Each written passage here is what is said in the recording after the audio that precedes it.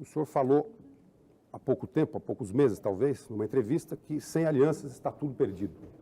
De lá para cá, muita água rolou por baixo da ponte da política, principalmente muita lama, em função da CPI do orçamento e uma série de outras coisas. O senhor acha que sem alianças ainda tudo está perdido ou o arco de alianças está cada vez mais estreito em função de todas essas denúncias?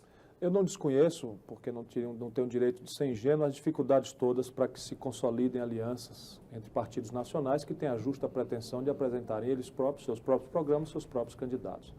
Entretanto, eu tenho observado, e essa é a minha inquietação, que o processo político brasileiro, na quadra da redemocratização, tem se caracterizado por um discurso muito demagógico, um discurso despolitizado, um discurso negativo, que é muito pródigo na condenação, na censura, na crítica ao estado deplorável de coisas em que se encontra o Brasil, e nisso despolitiza as pessoas. É quase assim uma simplificação. O que está aí não presta, se fosse eu era diferente. No dia seguinte, as pessoas acreditam em alguém, esse alguém vai lá e o Brasil, que está quebrado, em situação deplorável realmente, uma situação muito difícil, não permite, vamos dizer, o resgate das expectativas, das esperanças que foram irrealmente estimuladas durante a mistificação eleitoral. O senhor naturalmente se refere ao ex-presidente Fernando Collor. O senhor acha não, que mas essa situação começa se repete antes agora? isso, mas começa com o Sarney no plano cruzado, se repete com o presidente Collor.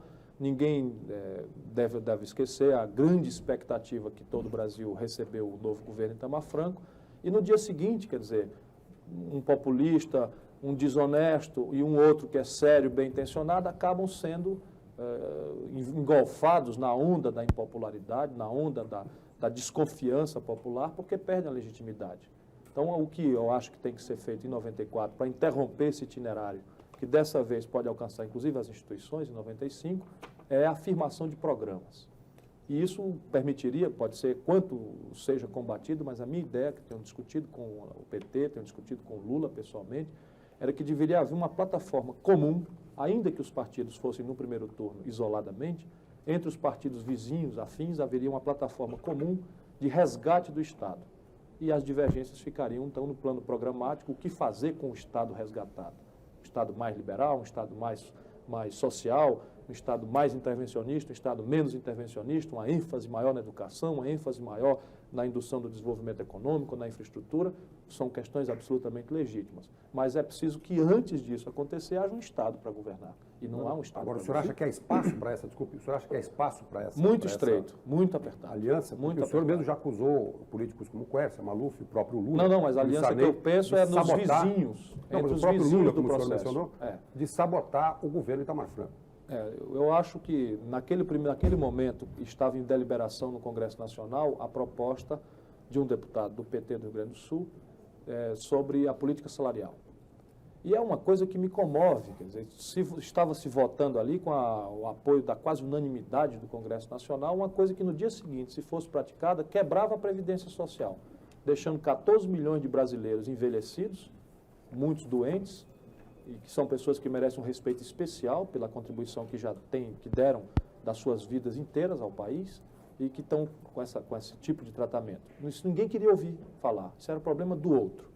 No dia seguinte que aquela política fosse praticada, 70% dos municípios do Brasil amanheceriam falidos e boa parte dos estados. Também não fazia de conta que não era problema, era problema do governo, não era um problema da nação aquilo.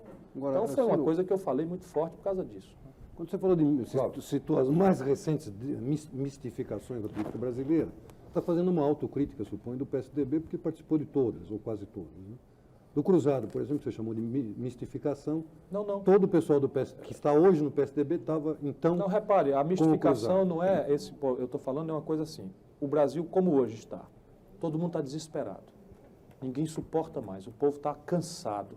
Não aguenta mais a carestia, não aguenta mais o desemprego, o descalabro do serviço público e, portanto, está muito exasperado, emocionalmente predisposto a criticar, a protestar com razão. Se esse protesto é simplesmente a única razão para eleger alguém para ir para o lugar, ou seja, se você não reparte com a população a consciência da profundidade dos problemas, essa eleição vai ser personalista.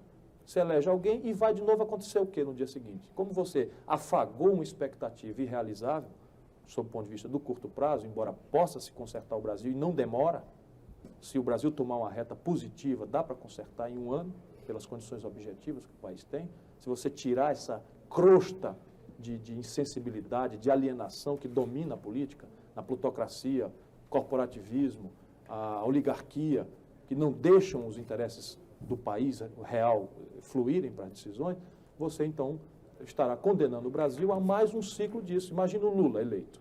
Se o Lula não politizar as questões, no dia seguinte a reação está contra ele. Não pode tomar susto com isso, concorda? Quer dizer, a reação está contra ele. E ele não vai poder saciar esse apetite corporativo, simplificado pela questão de ver o interesse do país pela ótica do interesse legítimo da sua corporação, do seu grupo específico de interesse. E o que vai acontecer? Das duas, uma. Como tem acontecido em todas as administrações do PT no Brasil. Há um momento em que o PT é chocado com a realidade, quando vai assumir o governo, e das duas, uma. Ou o PT continua fiel ao discurso eleitoral e arrebenta a administração pública e desmoraliza o seu quadro, ou o PT rompe com os aliados preferenciais, os interlocutores preferenciais, trai politicamente esses vizinhos e governa bem.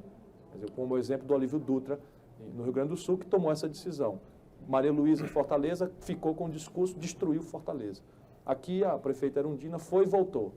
Nos momentos que foi governar, teve méritos. Nos momentos que ficou com o discurso, e houve rupturas tremendas, foi mal. Agora,